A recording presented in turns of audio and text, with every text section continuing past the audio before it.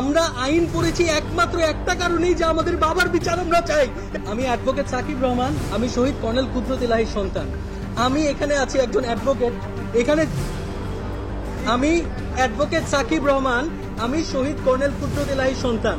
আমি সহ এখানে রাকিন আহমেদ আছে, বিডিআর এর লাস্ট ডিজির ছেলে।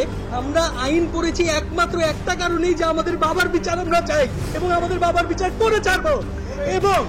এবং আমরা অনেক কৃতজ্ঞ যে এই ছাত্র জনতার এই আন্দোলনের পরে আমার ছাত্ররা, নর্থ সাউথ বিশ্ববিদ্যালয় আমার ছাত্ররা আমাকে এসে বলতো যে স্যার আমরা তো পেয়েছি, কিন্তু আপনার জন্য আমরা সবচাইতে বেশি খুশি। এবং এই সরকার যখন কিনা তদন্ত কমিশনটা করে নাই, তারপরে বোঝা গিয়েছে যে জনগণ পিলখানা হত্যাকাণ্ডকে ধারণ করে।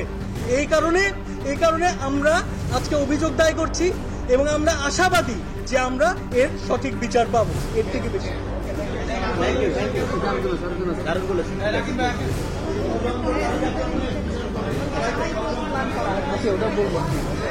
আসসালামু আলাইকুম।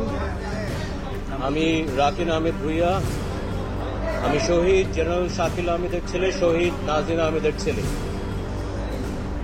পিলখানা হত্যাকাণ্ড যে পরিমাণ ষড়যন্ত্র হয়েছে, 57 দেশপ্রেমিক সেনাবাহিনী অফিসার হত্যা করার জন্য, শুধু বাংলাদেশ সেনাবাহিনী ধ্বংস করার জন্য না, বাংলাদেশ রাইফেল ধ্বংস করার জন্য না, বাংলাদেশের সার্বভৌমত্ব ধ্বংস করার জন্য।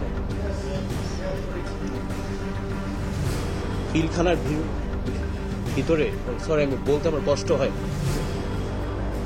যে পরিমাণ, মানে আমার বাবা মাকে কেমনে মেরেছে আমি বলতে আমার বুকটা ফেটে যায়। আমাকে অফিসার বলেছিল, বাবা তুমি তোমার বাবা মার লাশ দেখো না, তুমি নিতে পারবে না বাবা। দেখতেই পারি না। যে নির্মমতা, যে বর্বরতা আপনারা কল্পনাও করতে পারবেন না।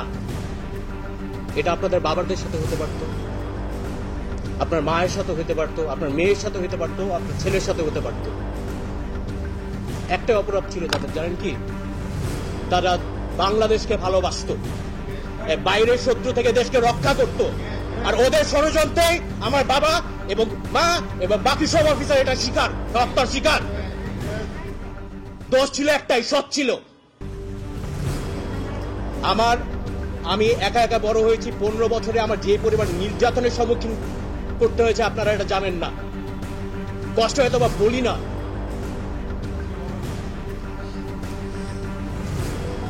আমরা চাই বিচারটা হোক। 15 বছর একা ছিলাম, শুধু একমাত্র আল্লাহ তাআলা ছিল আমার পাশে। আমি বিশ্বাস আমরা বিজয় হব ইনশাআল্লাহ।